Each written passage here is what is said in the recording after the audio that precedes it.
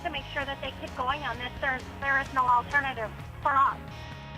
As the Madison Police Department prepares for a chief change, families pray that new leadership won't lose sight of their case. Good evening, everyone. I'm Michelle Lee. Eric Franke has the night off. First tonight at 10, Chief Noble Wray announced last week he was retiring from the Madison Police Department. He's been with the force for nearly 3 decades now, and his last day will be sometime around October 1st. Wray said the time had finally come, and it was a decision he made with his family.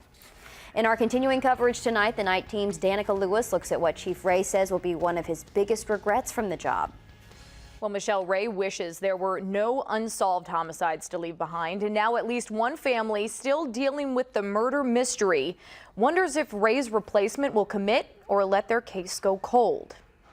When you take an oath of office, you're not only taken to save lives and public safety, but it's the ability to bring closure to someone, friends and family of those victims. One of Chief Wray's biggest regrets is not being able to bring that closure to families like the Zimmermans. 21-year-old Brittany Zimmerman, a UW student, was killed in her Madison home in 2008.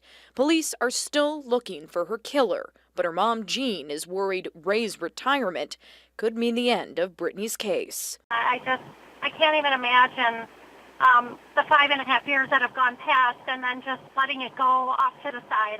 It's really hard for us to even think about. Jean was happy to hear Assistant Chief Randy Gaber is temporarily taking over. She says Gaber knows the case, but she fears the next person in charge won't. We definitely are concerned that if someone takes over that does not foresee finding this person, that they believe that it is a dead end, that they would take the only investigator off that is on it right now. Jean says in Wray's absence, a new chief has big shoes to fill, and she will stay determined as to not let her daughter's death fall out of focus. I fear that if someone else takes over, that this will be the end, and that we'll never know who did this, and that is absolutely not okay with us. Now, Jean Zimmerman praised Chief Wray's support in the past 5.5 years, and she believes it's been just as tough on him to watch Brittany's case go unsolved. Optimally, Jean would like to see a supervisor to the detective on her daughter's investigation to be promoted to the chief position so they know the case and keep up with the department's commitment to that case. Certainly a hard thing to watch this process go on and just wonder for her. Yeah, you don't always think about the domino effect. The majority of us don't have to, but hopefully it turns out for the Zimmermans. Yep, it'll affect the department, but obviously a lot more people affected by the decision here. Yeah, all right, thanks, Danica. Sure thing.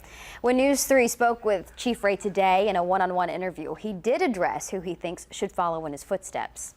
I would hope that we have an insight, that they stay inside. Obviously, that's up to the Police and Fire Commission, but there is no question that there is talent here.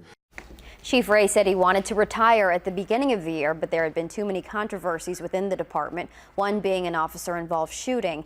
He also reflected on some of the department's more trying times to News 3 and said his next job will take less of a toll despite loving serving the city. This is a profession that, as we always say, it's a calling. It's something that you've got to believe in, and you really want to make a difference. Chief Wray plans to stay in Madison and will likely do some consulting work.